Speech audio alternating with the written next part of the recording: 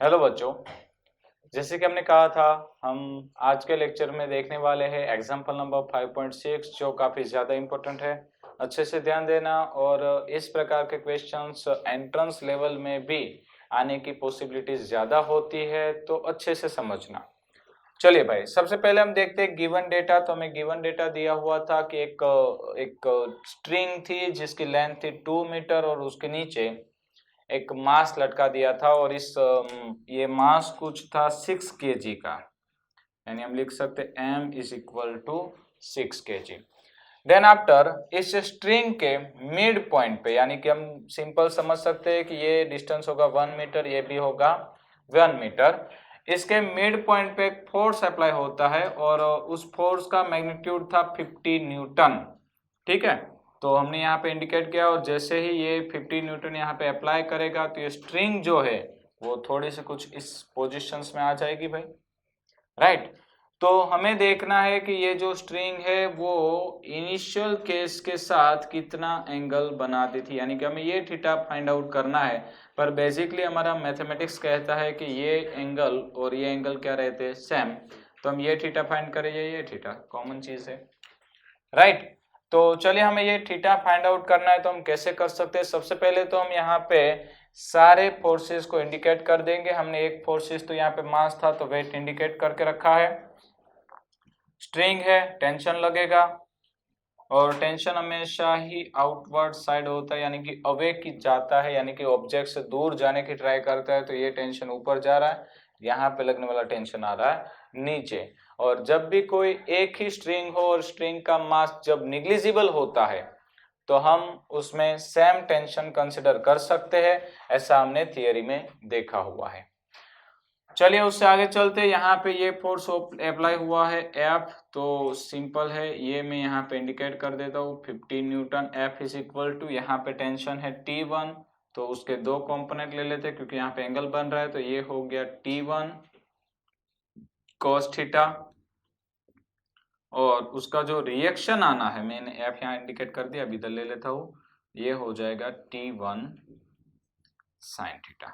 ठीक है भाई, तो चलिए हमने इस पॉइंट पे सारे फोर्सेस इंडिकेट कर दिए हैं इस पॉइंट पे।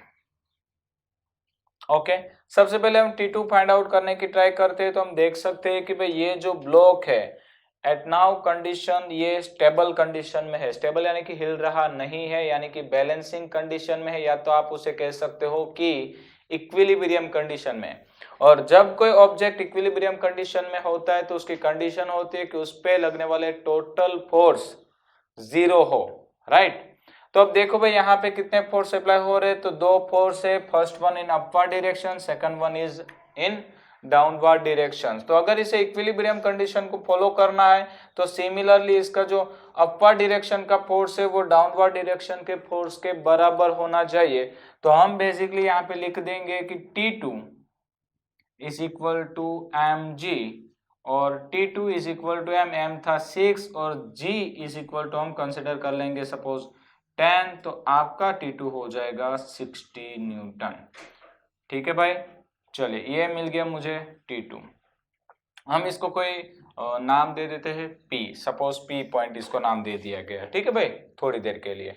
तो चलिए भाई, यहाँ पे हमने जैसे ही फोर्स अप्लाई किया तो ये कंडीशन भी स्टेबल थी। अब ये हिलने वाली नहीं है, इसमें कोई चेंज नहीं होने वाला क्योंकि ये यूनिफॉर्म फोर्स है जो बदलता नहीं है। और जब तक फोर्स नहीं चेंज होगा ये स्टेबल कंडीशन में ही रहने वाला है। वो ऐसा इसलिए हो रहा है क्योंकि इस पे भी लगने वाले सारे फोर्सेस का एडिशन क्या होगा, 0 होगा।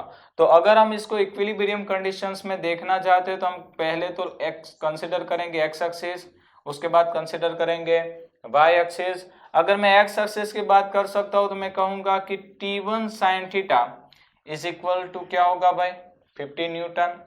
तो मैं यहाँ पे लिख दूंगा कि इन एक्स एक्सिस डायरेक्शन,